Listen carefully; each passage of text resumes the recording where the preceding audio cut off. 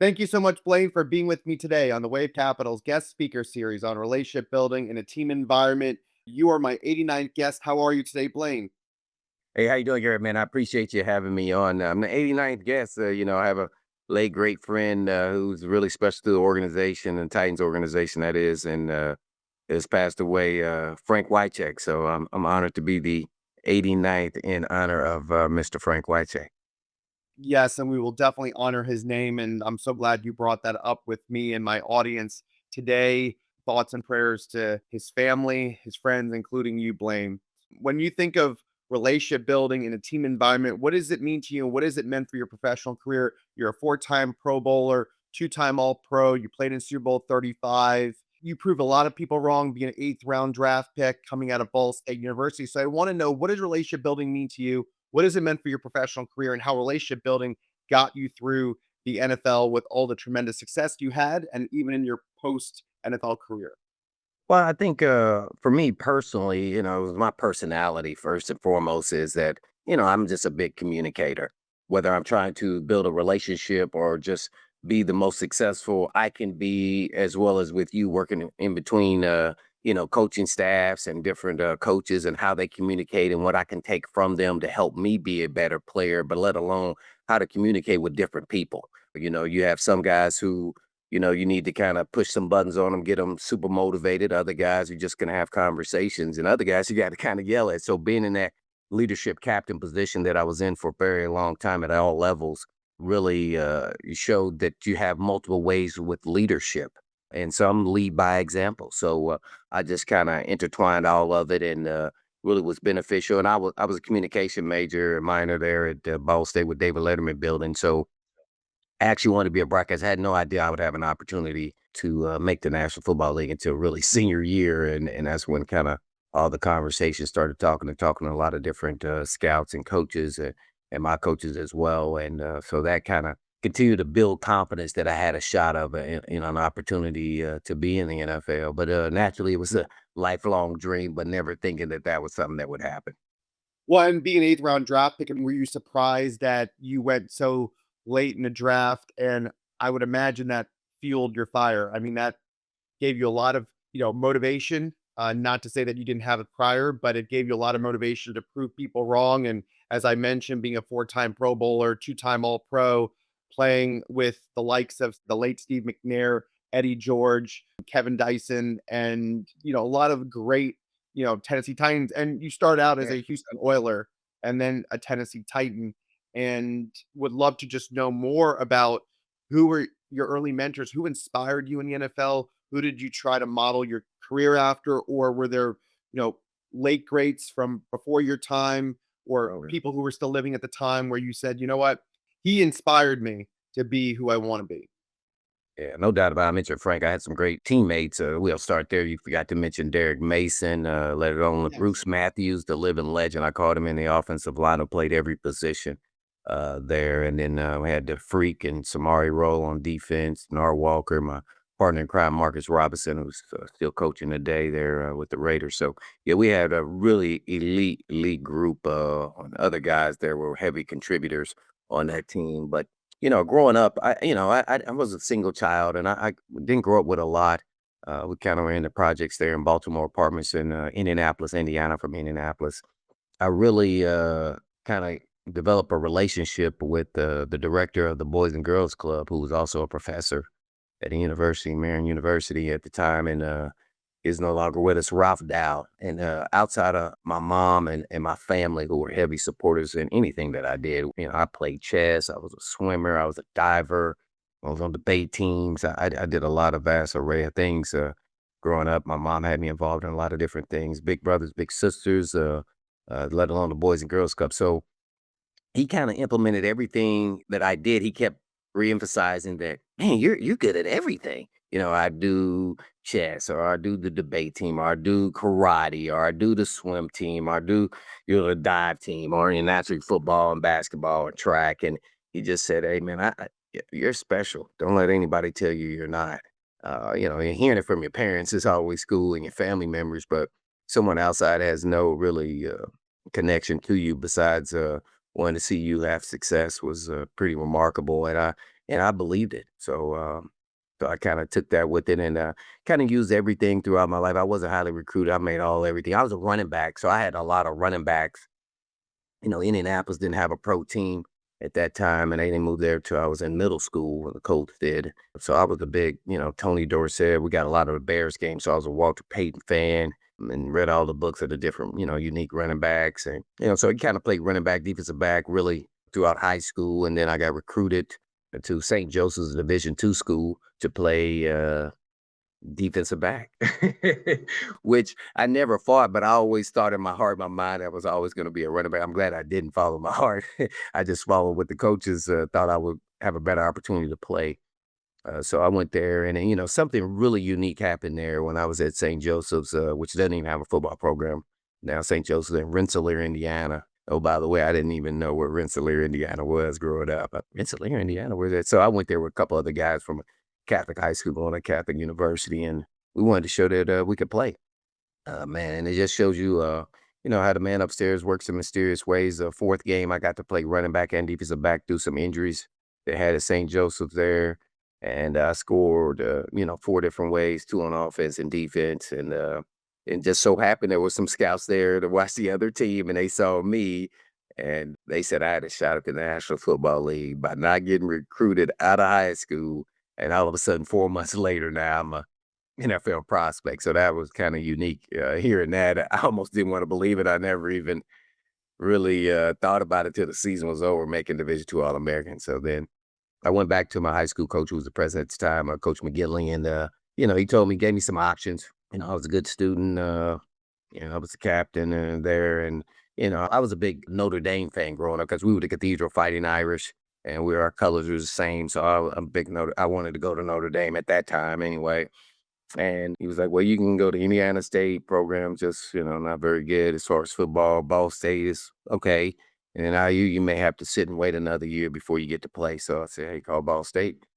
He called them, and then they said, "Yeah, you can walk on for that first semester. We'll evaluate you, and we'll see what you got." And so walked on, and they definitely saw what I got. It was like, "Well, they played me everywhere because the rules are different then. You had to sit out regardless, even though I was moving up. So I got to practice, and I practiced every position, whether it was option quarterback, running back, receiver, defensive back. So going into the spring, they said, "We'll offer you a full ride, and you're going to get to compete." And they decided which side. They told me really, you can compete to start on a corner, or you can be third string running back. I was like, I'm not third string at anything. So so I chose defensive back once again, going against the grain of what my heart and passion was as a running back. And I'm glad I did, because I would have never made it at running back for sure. So yeah, that's kind of how it all started there, and making all Mac. And then eventually teams come and start talking about me, and then got invited to Senior Bowl, Blue Gray, Combine, and then man, but it was my confidence growing at the same time. And I'm talking about confidence that I belong. So that was the year Alabama won it. So in the Senior Bowl, got to play against some of their elite players in practice on a daily basis, let alone guys on the other side of it. I just remember Quadri Ishmael, the missile. I was like, "Oh, okay, the missile's fast," but I would have run right there with him. Because back then it wasn't so much visibility in TVs. So, Ball State didn't even have, ESPN contracts at that time. So you're watching all these guys on TV. We went to the bigger programs as far as names. And so then to see the rationalizing your brain that, hey, I'm just as good as them, man, that really helped me out a lot. But I was always fueled by what people said I couldn't do, because I never was that kind of guy that said what I could do. I just used everything for fuel. Even when I wasn't highly recruited, I just started running heels and stadium steps. And I was a hard worker, and maybe that's what I was, just a hard worker. But I felt like I was deserving of an opportunity. And so to have no regrets, I said, "Hey, man, what do I have to lose?" Some, small kid from a Catholic school, what do I have to lose? So that was kind of how it all started. And so I could always feel like I was loose and there was no pressure on me. And I got a lot of support from my family, and in particular my mother, who said, "Oh, so you're going to walk on here. So you got one semester to decide if you want to be a college student or you want to hit the job force." So she said, "But I'll support you because I believe in you, son." Yeah. So it was an easy deal. And so it made it real easy. So. Yeah, it worked out for me really well. Taking that kind of risk at that time, it didn't even feel like a risk, by the way, Garrett, man. It felt like this is what I was supposed to do. That's such an amazing story, and I'm so glad that you had your mother's support and that she believed in you and you believed in yourself. And you know, people along the way, they need encouragement. They need that Yeah. extra attention, and they need that extra attention on, what your skills are, what your potential could be. They saw it in you, you believed in yourself, and you didn't let anything deter you. And given your humble backgrounds, and you said, coming from the projects in Baltimore, apartments in Indianapolis. And when I think about how you reached a pinnacle in your NFL career, getting to play in Super Bowl, although it was a very close game and it was such a tough loss, 1 yard short, right? Everybody remembers that, iconic game where Kevin Dyson was 1 yard short from the end zone. But even in defeat, what did you learn from that experience? How did you find the silver lining and looking at it as a positive opposed to a negative, knowing that a 4 time Pro Bowler, 2 time All Pro, getting to play in Super Bowl with all these greats that you mentioned? You mentioned Derek Mason, you mentioned Matthews, you mentioned all of these players. What did it mean to you to get to play on the biggest stage in your NFL career? Oh man, that was a that was a lifelong dream. To imagine that I could ever play in a Super Bowl, man, I would have never thought that could ever happen. And so, you just never know. It was Bruce Matthews' only time playing in a Super Bowl. So I really cherished that moment and felt like, hey, man, we got here. We got to do our best because you just don't know if you get back here. You got that kind of magic and you go on a run like that. And I thought we were a team of destiny. I was after the Music City Miracle. We beat the Colts and the Peyton Manning and crew with all their Hall of Fame players and Edge and Harrison and Reggie Wayne and their tight ends. I mean, they had a slew of players. And then Jacksonville for the third time, which they only lost to us throughout the season, which is a remarkable feat to beat a team 3 times in a season. So I thought we were a team of destiny. And then we had beaten the Rams in the regular season. It just so happened we have to play them in a rotation in the NFC, and we got to play them on grass, which was a little bit different than on the turf, which they're Hall of Fame players and Marshall Falk and then, Bruce and Warner and Holden Crew. So it was going to be a really tough task. And really, when we walked away as, not winning the game, you think about what you could have done as an individual to be better and be better prepared. And I firmly believe that we were going to get back there and play them again. I really believe that, and that I was going to be in where shape where I could cover wide receivers to slot guys to tight ends to running back folk to just make sure I was flexible in all what I needed to do to help this team get that ring because ultimately there's only so many people in this world that have said that they've not only played in a game, but the Super Bowl, but actually won it.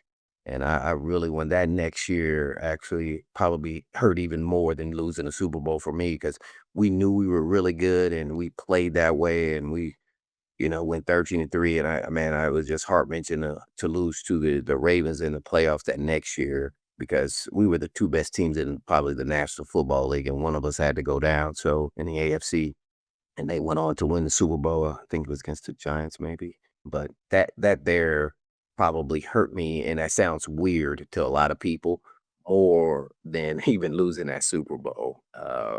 Because that Super Bowl run, we grew and learned how good we were gonna be as the season went along.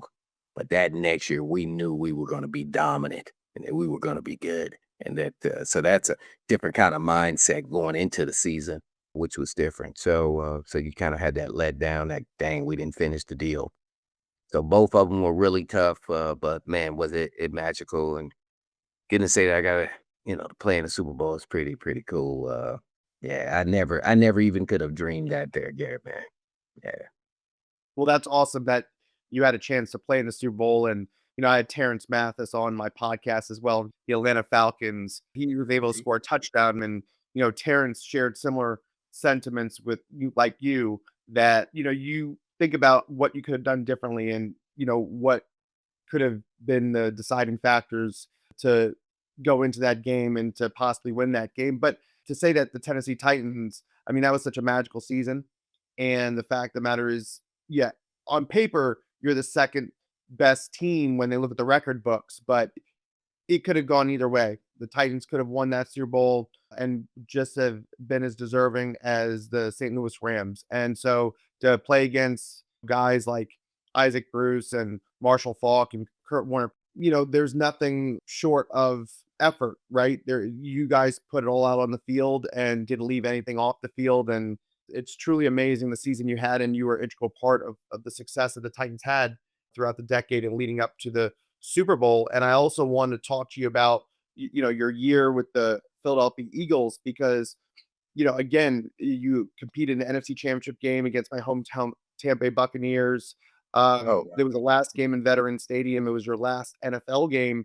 I'm yeah. sure it was a very emotional time, a lot of respects. But again, getting to play on a team with, Don McNabb and Juice Staley, John Runyon, who also played with you on the Titans in that Super Bowl. But, talk to me about that time with the Eagles and getting to play with Andy Reid. Oh man, that was phenomenal, man. They did a heck of a job, and and once again, I chose them the opportunity to go to Super Bowl. They already had a really good team when I got on that team, and that not only the secondary, they had Troy Benson, the great Brian Dawkins. He was bad, and Taylor. We had Ike Reese. We had Hugh Douglas. I mean, man, the list goes on. Let alone on the offensive side, Westbrook. Was on the team. I mean, man, they had but McNabb. I mean, Antonio Freeman was even on that team. So, that team there, man, we were super talented. Man, do I feel so disappointing to let Philly down. But unfortunately for me, the lasting memory for me, and I know a lot of the Philly fans say this, is, I played with a tore groin and I kept playing and I shouldn't have. And that's the big long pass that Joe Jurevicius had. I couldn't even run. I was running in quicksand and had to have surgery there. And that's kind of what ended my career. I just didn't want any more surgery. I was the 11th one. And so I felt like I had let them down. But man, the experience to play with those great elite players and all, eventually Hall of Fame type players was pretty cool. And we had a great nucleus. I wish I could have come back and played some more, but my body was telling me it was time. And Andy Reid was phenomenal. I mean, phenomenal. And they had a heck of a coaching staff, by the way, with Rivera, Leslie Frazier, Steve Spagnuolo. Harbaugh was the special team coach that's with the Ravens. McDermott. I mean, we had a slew of elite coaching along the way. So that there, I bet it'd be real interesting only because I played for the Titans longer. But man, that team there with Philly was probably a little more disappointing because man, we were stacked all over and we got it done. So we were stunned that we had lost that game, and hey, you win some, lose some. It just wasn't meant to be. But man, I sure wish I could bring that back and play that one over. Sure, I understand. You had won that game earlier in this season against the Bucks, Yeah. and Mm. it, Just you like know, the Rams game. It would right. beat them in the regular season. So your confidence going into the game is like we're gonna win this game. Yeah, Yeah. no, absolutely. And that leads to my next question. Was the NFL everything that you thought it would be? I mean, did it exceed your expectations?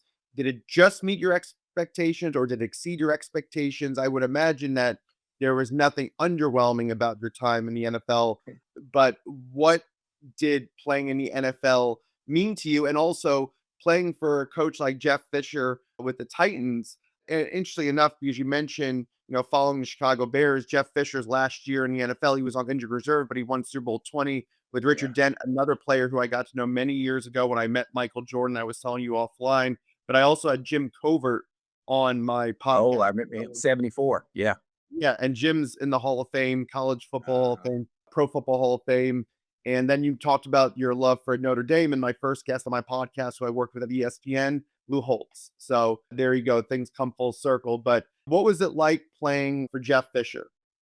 Yeah. Oh, Jeff, he was a player's coach, being a former player, so he was real relaxed and being a secondary. So it made it really easy for me in my career and adjustment because I was playing corner nickel in the beginning there, and then through some injuries, he kind of talked me through why they moved me and because of how quickly I was picking up the defense and I had that 46 defense and how I could show my multiple skills that I had with blitzing to covering, to playing over the top. So he kind of sold me on it. And yeah, Jeff was he was easy going, easy for us to play for. And then once we were established as a team that, we started going 8-8 and start showing that, hey, we got some promise. We just needed a couple elite players, and then once that happened, the sky was the limit. But he did a great job as far as my practice. I don't know if I would have played as long based on how I was playing in the game. Like every play was my last play, but he told me that I had to slow down in practice because if not, I was going to hurt our team or or myself. So I think that was probably the biggest note that I knew. He was definitely in my corner and trying to help me have a long career. So yeah, I still talk to Jeff today.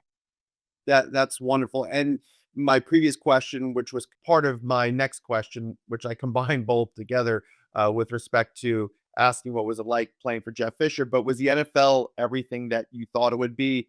Did it meet or exceed your expectations? Both? What would you say? Man, being that it was a dream come true, every birthday wish I made it to the NFL, and then to accomplish that kind of goal, and to think that that could actually happen. Revisionist history, like in my mind, that if it manifests itself, if you keep saying it and believing it, it can happen. And once I made it, which was really hard, I thought it was the hardest thing I ever had accomplished because it was the first time I started doubting that, this may be the last time I play football. When I got to training camp, because it was so difficult, and I thought, man, I was talking to my mom, and she says, "But what do you have to lose? You just, 214th pick from Ball State, where they don't even know that's at." So well, so all you gotta do is give it your best, and then you can live with yourself and move on. If it doesn't work out, it wasn't meant to be. And it definitely was meant to be. And to have that kind of career, I could have never imagined. My goals were, a lot of people set goals. I never set those kind of goals of, making it to the Pro Bowl or Hall of Fame. What I do is I try to say every week, I'm gonna give you the best version of me, of the God-given talent that I was given. And that's all I can ask of myself. And if that leads to me being a Pro Bowler or Hall of Famer or just a backup, I'm gonna relish that role and I'm gonna do the best I can. And then when my opportunity presents itself, which it actually did, somebody got injured, multiple people got injured. I was ready, mentally as well as physically, and that's all I can do is control what I can control, and that's kind of who I am really at the same time because throughout my life, everybody always told me what I wasn't going to be able to do anyways. Okay, that's cool, So I just went to work. So nobody knows that put in the work and then on game day, it's fun time. I'm about to release and go have some fun and enjoy football because ultimately it is a game. If you do the preparation, everything else will take care of itself. And what have been your professional interests outside of football? I mean, you're in radio broadcasting with the Titans. Was that a natural progression for you? What led you down that path? Well, actually, that was I wanted to be a broadcaster.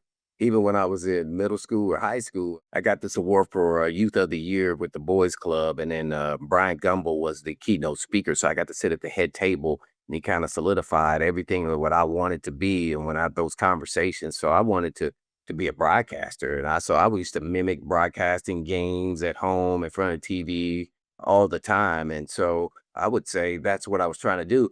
But I don't think that was my intent when I got in radio. It was really listening to sports talk radio probably halfway through my career, right when we moved here, and I was wanted just to go kind of describe what happened in games. Really listen to guys on air, and I was like, well, dang man, maybe. So I called them up and said, hey man, I want to start coming on after the games. Come on your show, and so I started doing that and kind of giving it practice, and that led to me having a show, and then the relationships and everything else kind of manifested into me having an opportunity to do sports talk radio, which that was not a go or something that I wanted to do. I wanted to commentate, and then realizing that I just had the face for radio. That's what I would say. So, so it's been fun. Thing about radio though is, I learned a lot in the industry, but you're critiquing the athletes or the coaches, but guess what? You can always retract it. You're never wrong, right?